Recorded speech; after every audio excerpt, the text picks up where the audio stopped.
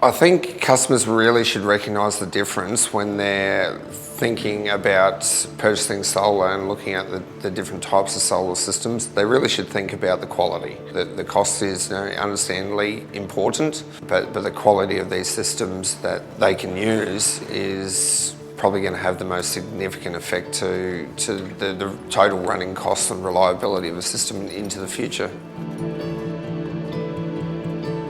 So customers really should think about the differences between cheap solar panels or cheap solar systems and good quality solar systems or solar panels. There's a significant difference between good quality solar systems and particularly solar panels. The biggest difference is typically the term of which those systems will operate. So the long-term reliability out of a better product.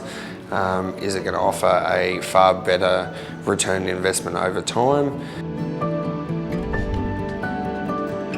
I think customers need to or want to feel like they have a value when they're purchasing any solar system, but in the process, education is probably the most important thing. So I think what makes us different as a typical solar company is the fact that we choose very, very selectively.